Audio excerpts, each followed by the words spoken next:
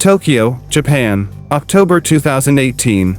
This is where today's story begins. A quiet and reserved young woman named Yuka Takaoka, just 21 years old, was living in the busy district of Shinjuku. Shinjuku isn't your typical neighborhood. It's famous for its neon-soaked clubs, karaoke bars, and upscale restaurants, all wrapped in a forest of skyscrapers. On the surface, Yuka lived a fairly modern lifestyle.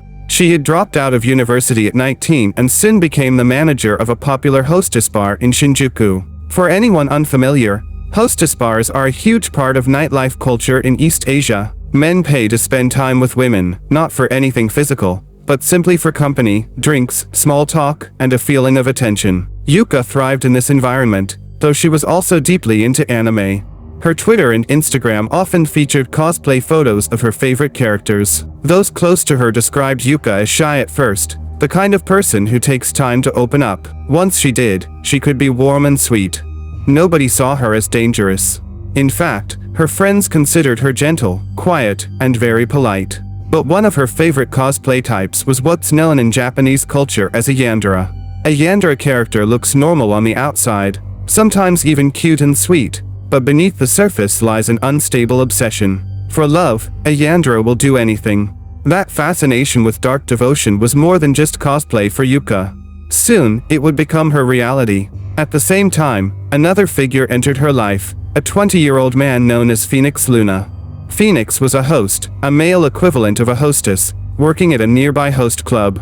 These establishments cater to women, who pay to spend time with charming young men. Phoenix was extremely popular, with his picture even displayed on walls of honor at his club. Women returned again and again, requesting only him. Both Yuka and Phoenix worked in the same industry, and they understood each other in ways most people couldn't. It started casually.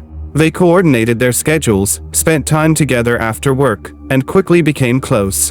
For Yuka, however, her interest in Phoenix grew far beyond casual romance. Her diary later revealed pages upon pages dedicated to him. In her eyes, he was no longer just a boyfriend, he was the center of her world. But love turned toxic. The more she cared, the more her jealousy grew. Phoenix's job required him to flirt with women nightly, and though Yuka knew this was his profession, she couldn't stand the thought of sharing him with anyone else.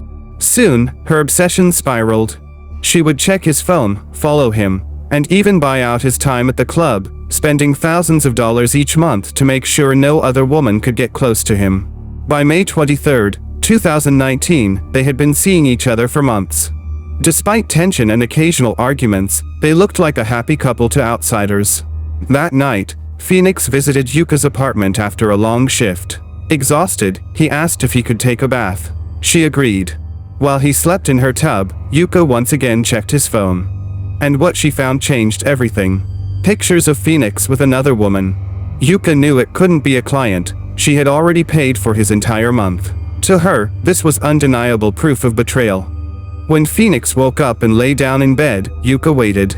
As he drifted off, she snapped. He woke up in agony to find a knife buried in his stomach, and Yuka standing over him. Fueled by shock and adrenaline, he pushed her off and ran for his life, bleeding heavily as he stumbled into the elevator. He barely made it to the hotel lobby before collapsing in a pool of his own blood.